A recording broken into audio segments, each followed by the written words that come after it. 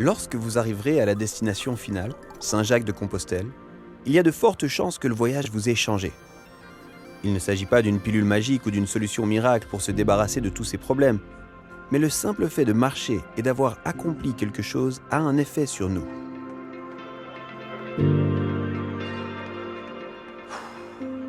Extérieurement, vous êtes fatigué. Les photos que vous avez prises le premier jour, lorsque vous étiez enthousiaste, frais et dispo, ne ressemblent en rien à ce que vous ressentez lorsque vous arrivez enfin à destination.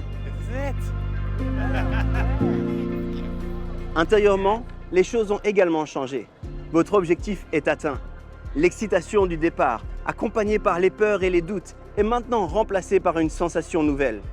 Il y a bien sûr la fierté, parce que votre voyage est terminé, mais aussi la confiance d'avoir accompli un tel projet. Certains font référence à ça comme le contentement, ou simplement la paix.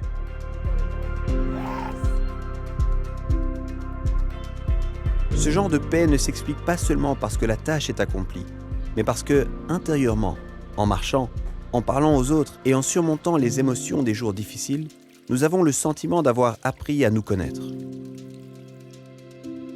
D'être en mesure d'écouter notre propre cœur, d'avoir un peu plus de clarté sur ce que nous allons faire et sur qui nous allons être lorsque nous reviendrons à la vie normale.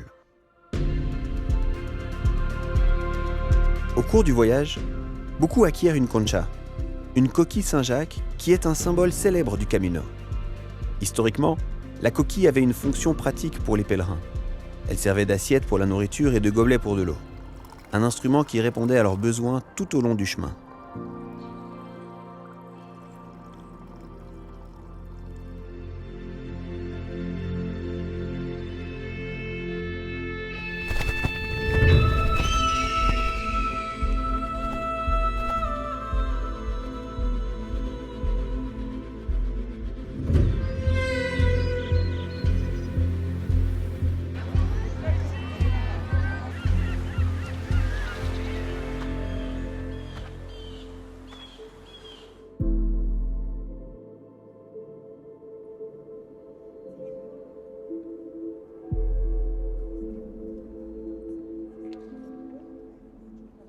La coquille Saint-Jacques a différentes interprétations symboliques.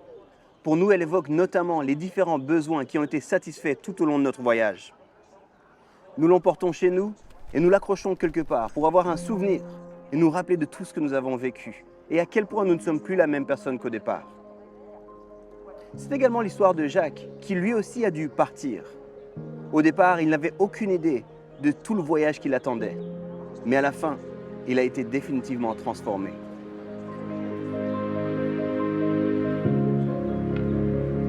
Chaque pèlerin peut s'identifier à cela.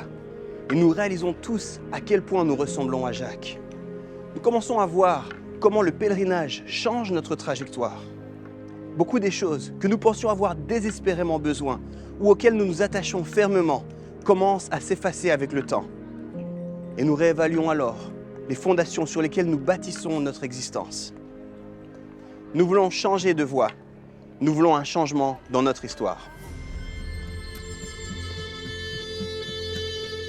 C'était dur pour Jacques, lorsque c'est devenu clair que son histoire ne s'inscrivait pas dans le grand récit de ce que Jésus est venu accomplir sur terre. Il n'y aurait pas la libération comme il l'espérait, pas de victoire sur l'Empire romain. Jacques et les disciples ont dû être bouleversés lorsque Jésus a été arrêté par les autorités. Dans une faible tentative de sauver leurs espoirs, le disciple Pierre a tiré son épée pour les arrêter, mais Jésus ne l'a pas permis. À partir de ce moment, la plupart des disciples ont été paralysés par la peur et se sont cachés pendant que Jésus était condamné à mort. Il a été battu, fouetté et on lui a craché dessus. Une couronne d'épines lui a été imposée sur la tête alors qu'il se moquait de lui en l'appelant roi. Quel rebondissement!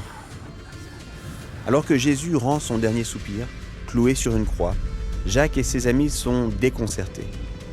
Leurs espoirs mal placés ont été anéantis. Mais une chose tout à fait inattendue s'est produite. 3 jours plus tard, Jésus est ressuscité. Et l'espoir de Jacques a commencé à prendre une nouvelle forme. Il s'est rendu compte que la personne qu'il avait suivie, celle avec qui il avait cheminé, n'était pas venue pour lui donner la victoire sur ses ennemis, mais une victoire sur les brisures de sa vie, sur la bataille pour son âme. Ce n'est pas que Jésus ne se souciait pas de ces gens opprimés. Jésus déteste la guerre et il déteste l'oppression. Mais il a fait en sorte que l'amour renverse la situation en versant son sang plutôt qu'en laissant la guerre continuer à faire couler le sang. Le frère de Jacques, Jean, l'un des auteurs de la Bible, l'a décrit ainsi. Il n'y a pas de plus grand amour que de donner sa vie pour ses amis. Le sacrifice de Jésus est particulier parce qu'il n'est pas uniquement destiné à Jacques ou à son peuple. Ce qu'il a fait ouvre l'invitation au pardon et à la liberté au monde entier.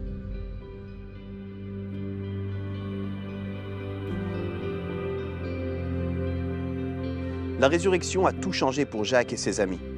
Ils vivaient désormais une toute nouvelle histoire. Ils ne recherchaient plus la gloire individuelle et ne se construisaient plus une vie parfaite, mais construisaient des communautés où les biens étaient partagés, où les pauvres étaient servis et où les exclus étaient accueillis.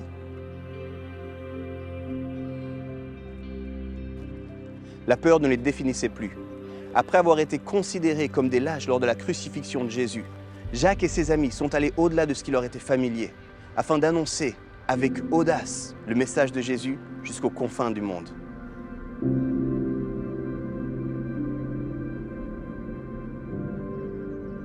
La résurrection a tout changé pour Jacques et ses amis. Ils vivaient désormais une toute nouvelle histoire.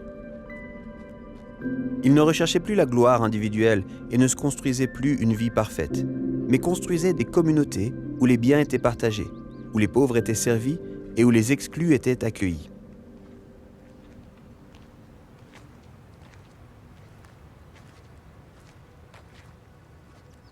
C'est ce qu'a fait Saint Jacques, jusqu'à ce que sa vie soit injustement interrompue. La tradition nous apprend en effet que 11 des 12 disciples ont été tués à cause de leur foi, mais qu'aucun ne s'est rétracté. Aucun d'entre eux n'a abandonné, ni n'est revenu sur sa foi pour sauver sa vie.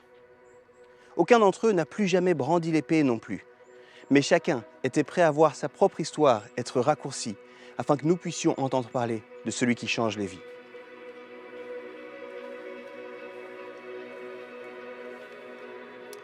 Cependant, pour Jacques et les autres disciples, leur espérance résidait dans le fait que la mort ne soit pas la fin. La mort signifiait l'achèvement de leur parcours et le retour vers leur Créateur. Telle est l'espérance du pèlerin. Suivre les pas de Saint Jacques nous conduit dans une nouvelle histoire. Une histoire où nous voyageons légers, où nous trouvons la paix même dans la douleur, où nous pouvons montrer notre vrai visage et voyager les mains ouvertes. Une histoire où nous trouvons le pardon et une vie nouvelle avec Jésus, qui commence maintenant et qui peut durer pour toujours. Une vie qui n'est pas seulement d'une durée éternelle, mais d'un amour, d'une profondeur et d'un espoir éternel.